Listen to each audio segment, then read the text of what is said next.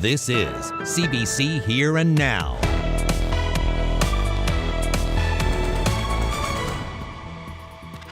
At this stage, is Mum considering selling Harlow? At this stage, everything is on the table. Once you sell it, you're not getting it back. Well, as Memorial University searches for ways to save money, will it axe its Harlow campus? And that, I tell you, that is a good feeling. That is a really good feeling. To go to sleep and say, okay, you're home now. This is home.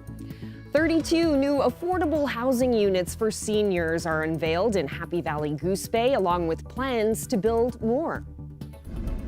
To see it as it is now, it's absolutely amazing. There's a new train in Grand Falls, Windsor. Tonight, a story about how the Heritage Group has restored an old piece of Grand Falls, Windsor history. Good evening and welcome to Here and Now. The RCMP says it's reviewing its response to a number of suspicious fires this summer on the north shore of Conception Bay. Some residents say the RCMP left them alone in a time of need as they searched for a suspected arsonist all summer. And an RCMP inspector says the force didn't have the manpower in the area to respond to calls and track down leads in a timely manner. The Trinity Conception District remains one of our busier areas and struggles with, a high call volume and a high crime severity index. So they're already busy.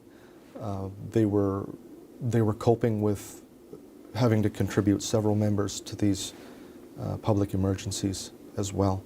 So definitely under significant strain in the days and weeks leading up to the outbreak of the Kingston wildfire. Of course, this is a story that's very emotional for people in Conception Bay North in the wake of those devastating wildfires. And we will dig much deeper into this story later in the show with a feature piece from Ryan Cook. But for now, let's turn to news from the courts and a story containing details of sexual abuse. There were intense moments today at the trial for accused sexual predator Tony Humby as a complainant clashed with Humby's defense lawyer. Ryan Cook reports. The seventh complainant to take the stand against Tony Humby became heated this morning as his testimony dragged into a second day. He took issue with a repetitious line of questioning from defense lawyer Mark Grushy, in which Grushy kept using the phrase having sex to describe the contact between Humby and the young man. The complainant fired back, saying, "Obviously I'm not having sex with the fella, I'm getting molested, I'm getting raped." Grushy then asked the complainant if he actually remembers the incidents, given he has a history of drug abuse. "Of course I have memories," he responded. "How could you not remember all this? This took away my dignity." The young man grew more and more frustrated throughout the morning, turning down offers to take breaks and saying he just wanted to get his testimony over with. At one point, he accused Grushy of targeting him during a line of repetitious questioning. He was visibly relieved when the cross-examination ended at noon. The man says he was abused by Humby starting when he was around 15 years old. He says Humby plied him with alcohol, marijuana, cigarettes, and cash. He was living in a group home for teens at the time of the alleged abuse. The trial continues tomorrow with another complainant scheduled to take the stand. He'll be the third alleged victim we've seen so far who's currently incarcerated. Ryan Cook, CBC News, St. John's. Well, now to Labrador. Happy Valley Goose Bay is celebrating the opening of new affordable housing units for seniors. The CBC's Reagan Burden has more from the ribbon-cutting ceremony. The cold weather couldn't keep the smiles off of people's faces on Thursday as they celebrated 32 new, affordable seniors housing units in Happy Valley Goose Bay. And more good news at today's ribbon cutting. The local Housing and Homelessness Coalition announced it has received conditional funding for more units. I'm thrilled to stand here right now and to announce that we have been conditionally approved to move forward with another 40 units in this same development. And while the coalition is already looking ahead, they are grateful to have come this far. I'm normally not emotional, but the emotions were there this morning. It's such a overwhelming, uplifting feeling to see so many happy seniors this morning. Seniors moved into the 2-bedroom ground-level units last week. Each unit has a fridge, stove, washer and dryer, a fenced-in backyard, and have no steps for seniors with mobility issues. Compton Hobbs says the move-in was a very busy and exciting time. It was a bit chaotic with so many people up here helping their families move in. But look at it now. Everyone's all settled in. Everyone's happy. They have their own home to call their home, and it's brand new. Gail Pitt is one of the seniors who moved into the new units last week. It means everything. It means so much, and having the neighbors and people that I know most of my life growing up here, and it's just it's a beautiful area. Pitt says she no longer has to worry about high prices of rent or the possibility of a landlord selling their rentals. Now I don't have to worry about that. And that, I tell you, that is a good feeling. That is a really good feeling. To go to sleep and say, okay, you're home now. This is home. And while the housing itself has people grateful and excited, the coalition has more hopes for the subdivision. My next adventure is to secure funding for that personal care home. So I hope the government is listening, and we have the land. We're shovel ready. We just need the funds to build it. The coalition hopes to confirm the funding for the 40 additional units in the coming months and will continue to lobby the government to fund their personal care home. Reagan Burden, CBC News, Happy Valley Goose Bay. As Memorial University tries to address a $20 million deficit and find ways to cut expenses, MUN's president Janet Morrison says everything is on the table. Jenna Head reports. Later this year, Memorial University might be saying ta-ta to Harlow campus in the United Kingdom. The campus is currently used as a study abroad center where education, business, and art students live and study. But with tens of millions of dollars in debt and declining enrollment as MUN evaluates all of its assets, Harlow might be on the chopping block. We are outspending our revenue, and as a consequence, we need to reconcile every dollar against our priorities. Those top priorities, according to Morrison, are academic quality and student experience. And the students and faculty who have attended Harlow tell Morrison the experience was transformational. But it's not their only option for international study, and last semester, less than 40 students attended the campus. Memorial has 180 relationships with different institutions in 50 countries. Harlow is certainly the most talked about. What's not talked about is its operating cost, $1 million a year, not including student tuition. It's $2 million in deferred maintenance and it's limited work for professors. Our faculty can't teach for longer than 6 weeks, so the nature of the work at Harlow has changed dramatically. Most of the classes that students take at Harlow are now online. And being delivered from MUN campuses in St. John's and Corner Brook. At this stage, is MUN considering selling Harlow? At this stage, everything is on the table. Business professor Tom Cooper frequents Harlow with his students. He understands the financial situation MUN faces, but he also has big ideas for its UK campus. So the first proposal is to really look at Harlow as almost a trade hub location, an office for Newfoundland and Labrador companies so that they can go and have a nice, easy experience in their first place in Europe and then fly and meet clients or go into the City of London and have meetings. The second proposal looks at strengthening supply chains. Harlow would be a great place to start because there's meeting space, there's administration possibility, there's accommodation, and once again the location, which is a 40-minute door-to-door drive to the center of London. Cooper is heading to Harlow to teach again in January. He worries about the long-term implications of selling the campus. Once you sell it, you're not getting it back. For now, students heading to Harlow this academic year won't be impacted. Morrison says if cuts take place, they won't happen until after the spring term. Jenna Head, CBC News, St. John's. Well, there are some good opportunities, but also some red flags. Some local business experts have mixed feelings about this week's federal budget. Adam Walsh has more. The federal budget was billed as one that must be generational in its ambition and serves to shape our economy and our nation's future. So said Finance Minister François-Philippe Champagne. And reaction, of course, is pouring in. For Memorial University business professor Tom Cooper, he feels it is indeed generational, but said there's a lot of form over fireworks. if you're going up against the Conservatives and Poilievre and saying, hey, we're investing, we're trying to get Canadians back to work, we're trying to give them really good jobs, we're trying to build the next infrastructure to take advantage of what's going on in Asia and mitigate what's going on in the United States, it's a good political story. It's a good message from a business standpoint. And I'm sure there's a lot of people who want to invest in housing, who want to invest in telecommunications and other types of infrastructure projects, and they're going to be interested in that. But Cooper warned he sees legitimate pitfalls in the financial blueprint. The number of cuts to the civil service scares me because the economic impact of a lot of those, especially well-paid specialist civil servants, not only here in Newfoundland and Labrador, but across the country, they play a pivotal importance in guiding and regulating and really fostering communities. And so that's one of the negatives that I would say. For this province, this economist sees potential in a time of trying to diversify from the United States.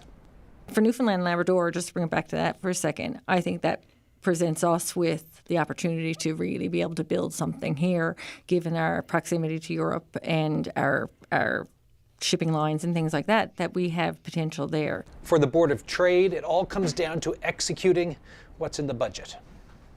At the surface level, it looks like a really strategic plan, but it's going to take a lot of people who buy into it and who react as we predict and as we need to deliver and to make that, I think, generational change. Meanwhile, Premier Tony Wakeham is skeptical. He said he needs more answers on whether the federal budget will benefit Newfoundlanders and Labradorians. The Premier said he hopes to get that information later this month when he heads to Ottawa for meetings. Adam Walsh, CBC News, St. John's. Now to Central. What's old is new again in Grand Falls, Windsor. The town recently restored an old train engine once used in the town's pulp and paper industry. Troy Turner reports. Solid steel all the way through and through. Like even the front is about 1.5 inches thick. Like it was built to last. Back in the 1950s, this train engine, a Plymouth switcher, led boxcars around stations in Millertown and Grand Falls, Windsor. It played a vital role in the pulp mill operation. Well, it's connected to the mill, which is the reason Grand Falls is here. So that traces right back to the beginnings of Grand Falls, basically. And anything that associates with the previous mill has of importance to our heritage. After it was retired from the mill, the train landed in the old Trinity Loop amusement park. And 3 years ago, it returned home. Oh, well, we hope that it will be a draw of interest to tourists and stuff and telling the story of Grand Falls. We've done a lot of cleaning, a lot of rust restoration, scraping, because there was a lot of graffiti, a lot of rust flakes. So it all started with just general cleaning out the train. The train is not working anymore, but details of the restoration are authentic, right down to the old company logo. I'm very happy, but I'm kind of sad the project's over because it was such a joy to work on. And especially meeting the people in town, they used to come over, talk to me, telling me stories. They're like, I remember that train going through the yard, and it felt amazing that giving back to the community in such a way. The train is on display at the Heritage Society's building on Scott Avenue. It was before my time, and I find that's where a lot of my interest is. It's like it was before my time, and I would have loved to be a part of it. But well, the best way I can now is just keep the history here alive. These three are new and switches are new. This was original. Now that the restoration is near completion, what is a train without a station? Well, the Heritage Group here wants to build a replica of the old train station that was located in Windsor, right here on these premises in the future. Troy Turner, CBC News, Grand Falls, Windsor. Well, all aboard the weather train. As you can see, the wild weather is going to continue. We have a couple of, there's these coastal flooding statement, not to be confused with a coastal flooding warning. So basically, as you can see, the area is in blue. That is a statement. So basically, the difference between a statement and a warning is that the statement is like, keep an eye on things. The warning is like, let's take this a little bit seriously. And I didn't know how to figure out how to get the orange in. Also, wind warning is here. So there's a lot to talk about coming up with the weather, including rain, wind, rain, snow, and more wind. And I'll break that all down coming up later on after this break or the next break. Who's to say?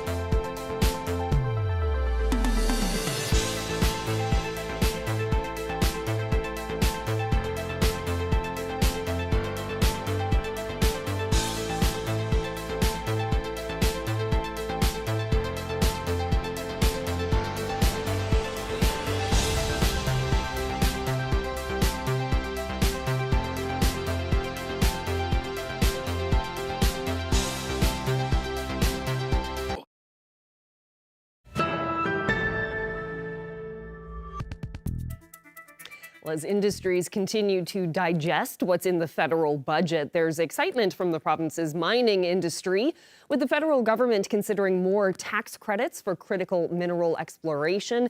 That idea is generating a lot of optimism in Wabush. The CBC's Elizabeth Whitten has that story. Prime Minister Mark Carney's budget proposes to expand eligibility on the critical mineral exploration tax credit to include 12 additional minerals, like manganese and fluorspar. That could have big implications for some mining companies in this province, including Wabush-based Takora Resources, which is exploring how to profit off the manganese it's been stockpiling for years. Spokesperson Graham Leto says its mine produces iron ore and byproduct manganese, both considered critical minerals. Any help that we can get through the federal funds or through Provincial would be certainly very helpful in helping us get to that point where we can make this a saleable product. Mining Industry NL Executive Director Amanda McCallum says she'd like to see additional support for the sector. Seeing a Newfoundland and Labrador mineral exploration tax credit would certainly be a value driver, a value creator, and an enabler. McCallum says mining plays an important role in the province as the second largest contributor to GDP. Overall, she says the budget proposal is positive. Elizabeth Witten, CBC News, St. John's. Well, for newcomers, building a new life in this province may have gotten a little bit easier. Newcomer Navigator NL is an online platform made for immigrants by immigrants. It provides detailed maps of the different stages of the journey from pre-arrival to putting down roots. The CBC's Zach Gowdy reports. When you feel that sense of belonging, you want to stay, and that's what we want. We want to increase help increasing the retention rates in Newfoundland. That is the second lowest in the entire country. Attracting and retaining skilled immigrants has long been a challenge in Newfoundland and Labrador, but it could get a little easier with the launch of Newcomer Navigator NL. It's an online platform designed by immigrants for immigrants with maps for the different stages of the immigration journey. Sandra Estevez is with Collective Exchange, the nonprofit behind Newcomer Navigator NL. She says immigrants need these resources to help replace what they're leaving behind. When you arrive in Newfoundland and Labrador, I did that 23 years ago, you leave behind all your support networks back home. So we need connections to communities, and we need connections with service providers. So that's what we try to put together, all on the same umbrella. We understand that adjusting to a new country can be challenging. That's why we created Newcomer Navigator NL. The platform provides three big things. One, information about life in Newfoundland and Labrador, including housing, employment, schools and childcare, even the weather. Two, a bridge to service provider organizations that help newcomers on the ground. It's not just that newcomers don't know who these organizations are. Estevez says they may not know to look for them at all if they're coming from countries where similar organizations just don't exist. Finally, the platform connects folks to existing communities of newcomers here in Newfoundland and Labrador. Amparo Montoya also worked on the platform. She says they made sure to include resources from different regions of the province. All the information is for Newfoundland and Labrador. We have organization in Happy Valley Goose Bay, in Labrador, in Corner Brook, in all the province, and we try to help in every corner because most part of the information and the service provider is focused here in metro area. Right. But we extend the help for everybody need us. Montoya says her own immigration journey was a little easier than most because she moved here for love and had her husband to guide her along the way. Estevez, too, came here as a student and had the resources of Memorial University to help her get settled. But they know that many others are coming here or dream of coming here without any help. And they created Newcomer Navigator NL for them. The quicker we can make newcomers in general know about the existence of organizations, institutions, programs, groups, etc., they're going to make that landing a little bit softer. Zach Gowdy, CBC News, St. John's.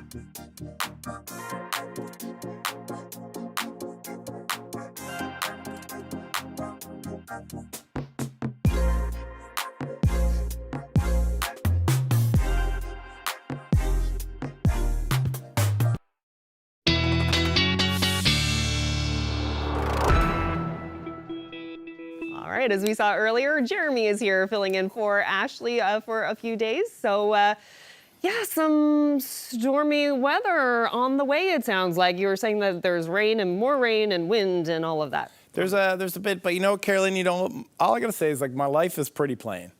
You know, sometimes like just sit around and watch the puddles gather rain, and there's going to be a lot of rain for people to see. Let's just take a look. I actually made headlines. I got to stay on the line here because we got new lights here.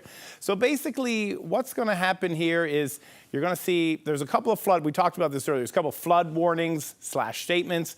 There's rain on the way, and there's possibility for snow in Labrador and other places. So again, we'll go back into this. Now I couldn't get the orange color in there. There we go. I'll get that figured out. Couldn't get the orange in, but that's what you're looking at. Coastal flooding statement is basically what Environment Canada told me today is like just keep an eye on it. And as for the warning, you're probably going to want to, it's the step above statement, so you're going to want to keep an eye on that as well. And as you can see, this goes, I'm just going to stand over here because I still can't figure it out. So as you can see on the map there, basically extends most of the coastline of this province, and especially up there in along the coast of Labrador and into northern Labrador as well.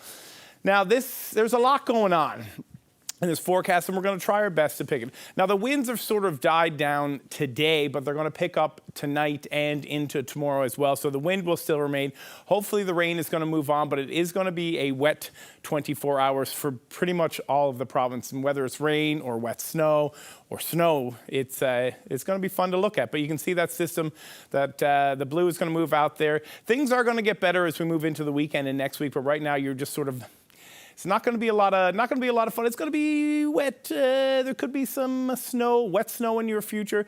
But the upside in those winds are going to pick up, as you can see there, just in Bonavista, 80, gusts up to 80 as well. A little bit less there as you move your way up into Nain and into Labrador. And then this system is slowly going to move out, but it's going to take most of the weekend to get there. And then it's slowly going to get into what we're going to see tonight. Let's just deal with that. As you can see, there's some big numbers there. We'll try to break it down as best I can from memory. We all know I'm not great at this. Ashley picked a great couple of days to take off. Anyway, so we got 15 to 25 millimeters. That's like St. John's, Bay Roberts, Placentia, Ferryland. You can see that. Now that rain might turn into snow overnight and then back to rain. So it's going to be a wet snow if it does fall, but there's a chance for 5 centimeters on the Avalon as well. And then down the Burin Peninsula, it's a similar case, except you're going to see a little bit less rain. But look at those northwest gusts there, 60 to 80. Now, I think that might be as high as 90 in overnight. Now, as you move into central, you're going to see some flurry activity, but there's no real accumulation. The same thing, 2 to 4 millimeters. Same thing down in Port aux Basques, Corner Brook as well. You'll see a little bit, but not really the accumulation that you're going to see there in the eastern part of the province.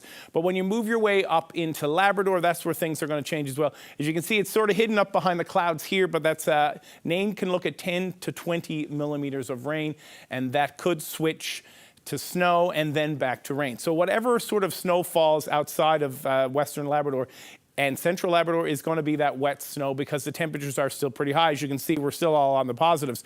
But I know that when it was raining earlier today and I was driving along the parkway just outside of the CBC studios, you could see that it's starting to get big rain, and it sort of looks like it's starting to turn into snow a little bit. So it's going to be doing that for the next 12 hours, if not more. Now, as you move into central Labrador, it's going to get colder, and that means that snow may stick around a little longer.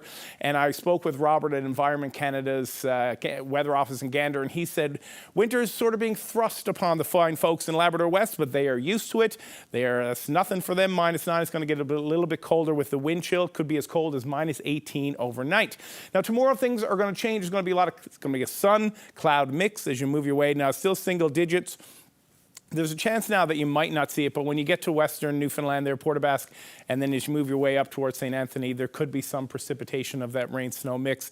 And then the same thing, we're still above zero as you make your way into Labrador. And then the same thing, that I think Nain and maybe Makovic and parts of North Coast might see some rain and snow stick around for a bit, 2 to 4 millimeters, maybe 2 centimeters of snow. And then it'll be pretty into Central, and Labrador West will be pretty chilly as well. And then Friday, it's going to be still a little bit windy, but as you can see here, if we just take a step back, there's the provincial forecast, so you can sort of see a little breakdown. Coldest spot is going to be Labrador West and Churchill Falls. We're going to have more on the long term coming up, long range coming up. Thanks, Jeremy. Well, emotions are still raw along the north shore of Conception Bay as people continue picking up the pieces of what was lost in the devastating Kingston fire. But for some, there's a sense that all of this could have been avoided if their cries for help had been heard sooner. Ryan Cook brings us this special report.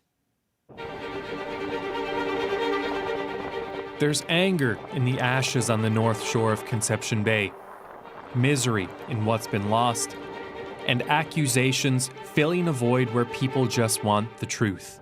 I feel that the law enforcement really let us down. I really do.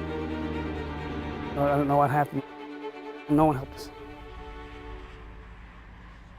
We may not have gotten this one done perfectly.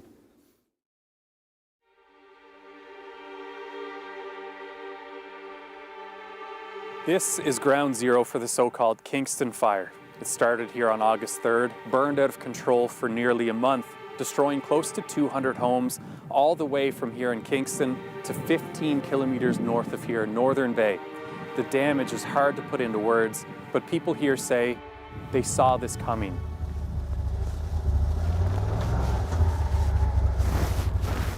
Each sunny day this summer, when the winds blew from the southwest, a group of retirees would patrol these woods out of fear for the next fire.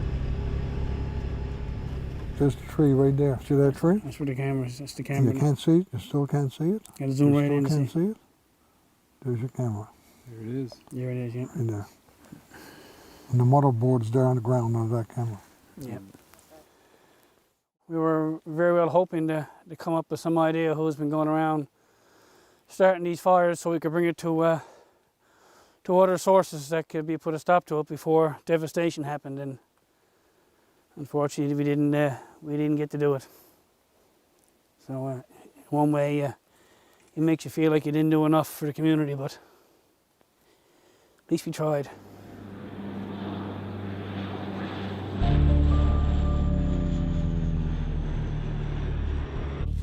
It started in early May with fires on back-to-back days. The second of those fires on May 7th took hold, spreading through Adams Cove and destroying a dozen homes.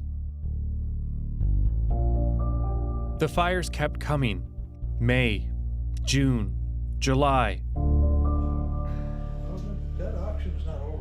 Dave King's shed became mission headquarters for a group of amateur detectives convinced there was an arsonist on the loose. This had nothing to do with cigarette butts.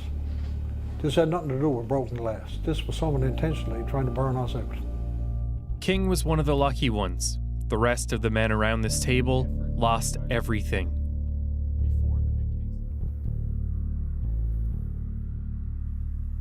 Bernie Judge is still wondering where it all went wrong. It sure did a lot of damage here. Yeah. After that May fire, I think that a lot of people started to clue in that we've got a problem here. You were on guard. You were scared to go for groceries. Somebody, your wife would stay home, or you would stay home, and you know, that's what it came to.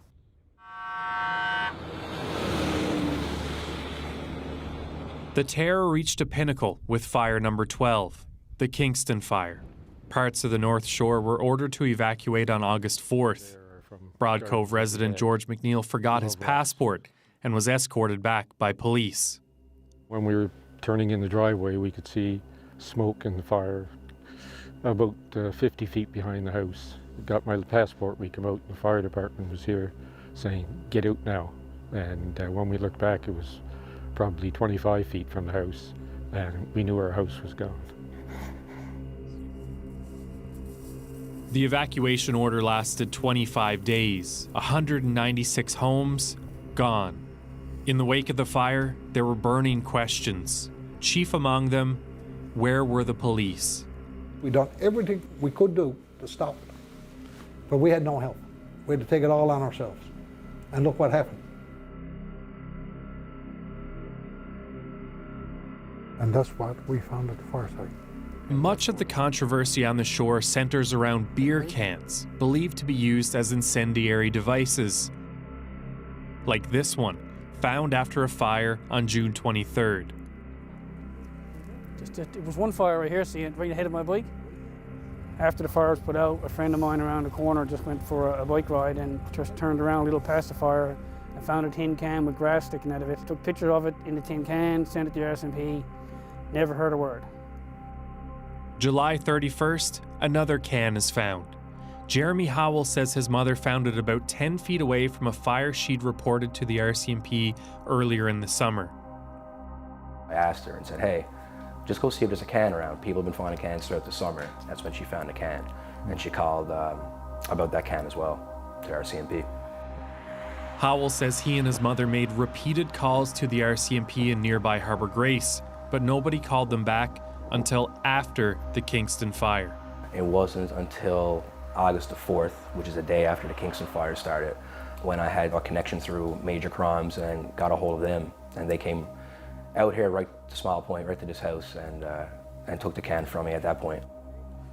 We also spoke with a man from Kingston who believes his CCTV footage captured crucial evidence of a fire on July 30th. We're not naming that man because he believes an arsonist is at large and that footage could put him at risk. He says he called the RCMP 7 times to report what he found, but never heard back. He eventually drove to St. John's to confront senior RCMP leadership at a media briefing on August 5th. He says the RCMP didn't retrieve the cameras until August 9th, when they landed a helicopter on his front lawn as his house was surrounded by fire. The whole experience has left the man wondering where the RCMP was before the Kingston fire. The RCMP is now looking inward, trying to figure out what went right and what went wrong. The force says one thing is clear. A busy wildfire season across the province left the Harbour Grace detachment stretched too thin. The Trinity Conception District remains one of our busier areas and struggles with a high call volume and a high crime severity index. So they're already busy. They were coping with having to contribute several members to these public emergencies as well. So definitely under significant strain in the days and weeks leading up to the outbreak of the Kingston wildfire. Investigators were brought in from St. John's before the Kingston fire, but only to assist, not to lead. That's something Inspector Ossinger says he'd do differently today. With the benefit of hindsight, certainly. Ossinger acknowledges the response could have been better and says he understands why people are upset. My message to them would simply be to say that they have a right to expect a proper, thorough, diligent response from their police service. And I'm completely willing to acknowledge that we may not have gotten this one done perfectly.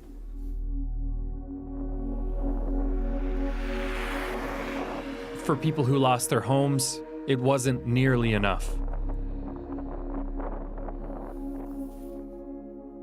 I don't think we can depend on the law or the government or whoever's in charge. And like I say, I don't know. Maybe they just don't have the resources. Maybe they need more resources.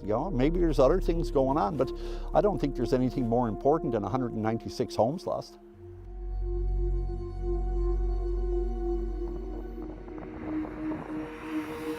Do you feel like all of this could have been prevented? Absolutely. To try to prevent all this from happening, and it's, in one way he said, could have we done more, but I don't know, we just didn't get the help to do more. And, it's just pure devastation. Frank Reynolds is in the process of rebuilding. So was Bernie Judge and George McNeil. But fear still lingers on the North Shore. That person's incarcerated, locked up, something done with them. We're under the threat. Is either we're going to get the fire or another community here is going to get what we went through. This is not over. Anyone thinks it's over, this is not over.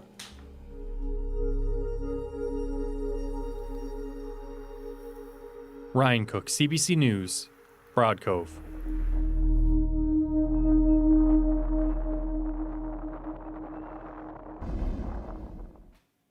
And we hope you can join us this coming Monday, November 10th, for a special 90-minute edition of Here and Now, followed by a live broadcast of We Stand on Guard Once More, a benefit concert for the Red Cross NL Wildfires Benefit Fund, coming to you live from the Jag Sound House in St. John's.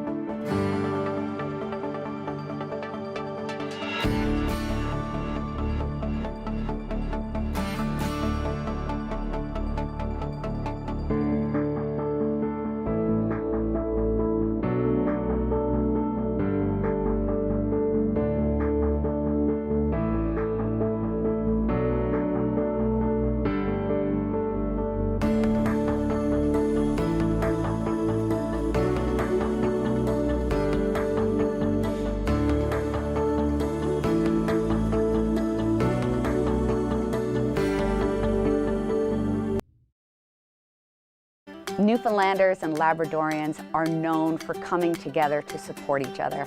And now we're asking you to do it once more for the people affected by wildfires in the province this summer.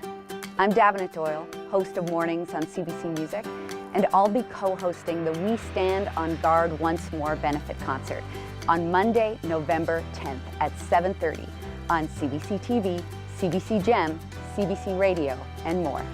We're asking you to please tune in and donate once more.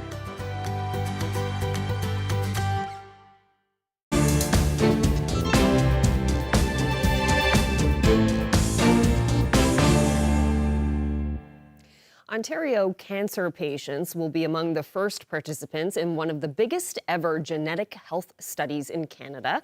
Over the next several years, tens of thousands of people will get genomic testing. It will screen participants for genetic mutations that could increase their risks for hereditary cancers, heart attacks, or strokes. The CBC's Jennifer Yoon has that story.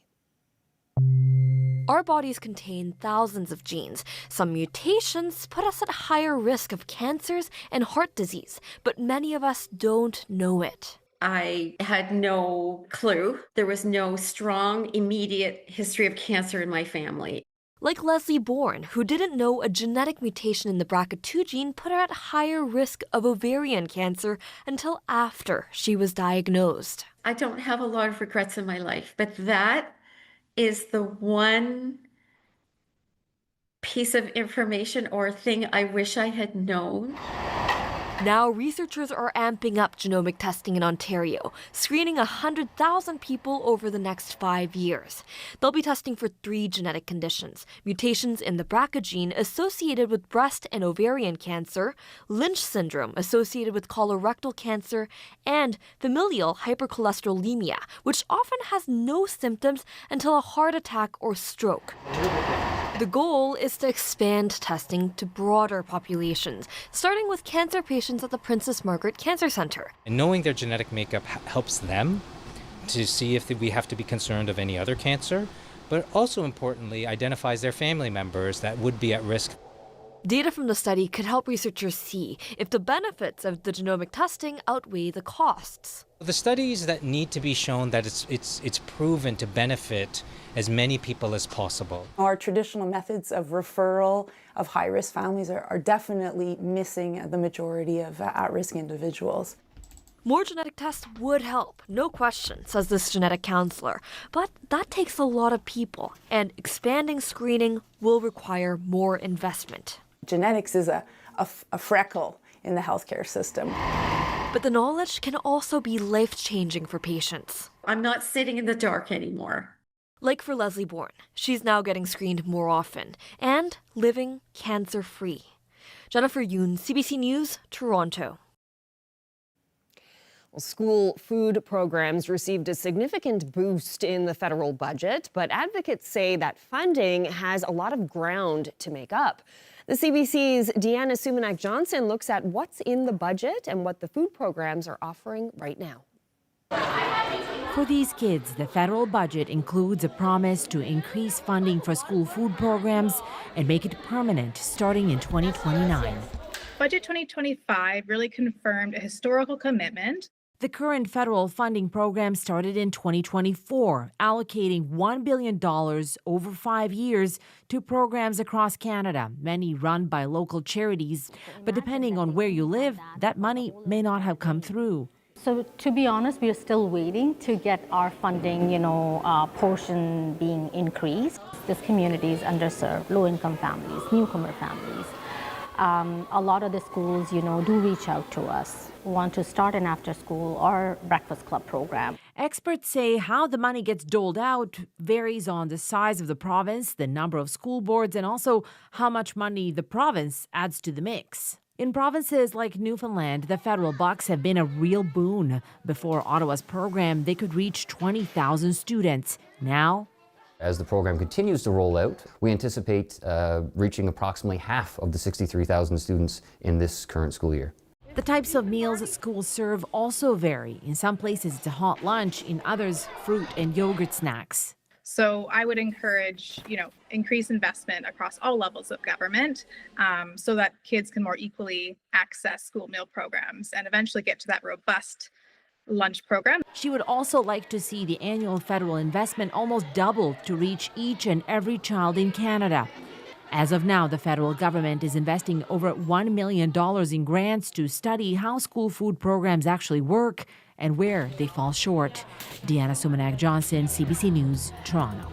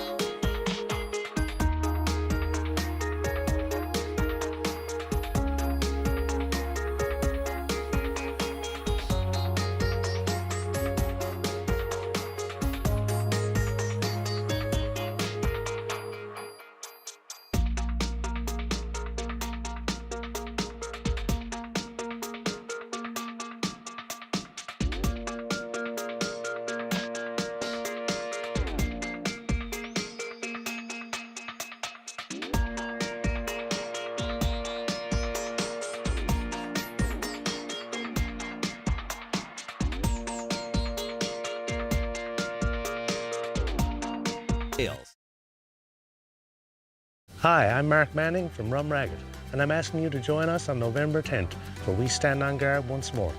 Tune in on CBC TV, GEM, radio, and online.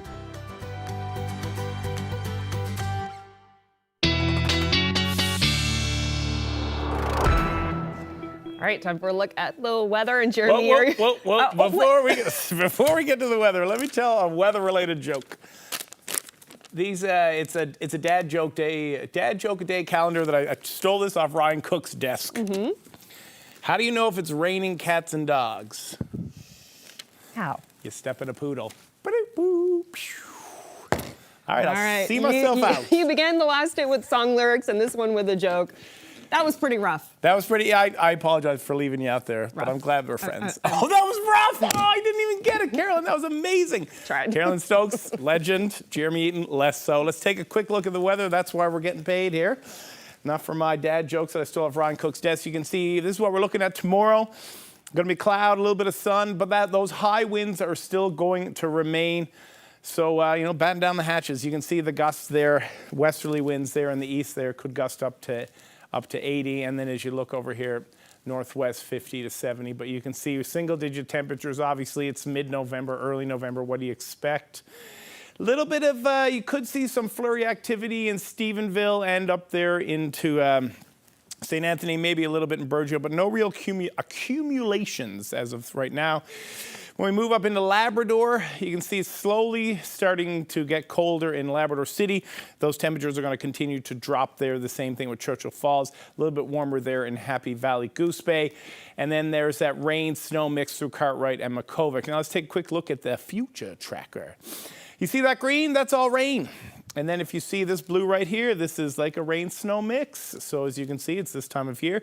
So as you watch this play out over the weekend, this is slowly going to pull across the island. Those rain bands are going to move up the northern peninsula. The snow is going to move down through the north coast and across through southeastern Labrador. And as you can see, then it's going to be cloudy coming into Sunday, and then things should clear up as we move into next week. But if you look like it's looking like it's going to be a nice day on Sunday, double digits down there in Marystown. A little bit of rain there in Corner Brook and the southwest coast, but otherwise we're sitting, everybody with the exception of Lab West and Churchill Falls will be sitting on the plus side of zero on Sunday, which you can't really complain about, but people will. Let's just take a quick look at the long range forecast now. As you can see, the temperatures are going to warm up there on the eastern part of the province as we get into next week. Saturday, Sunday, looking like it's shaping up to be a nice weekend. So we move into central and west.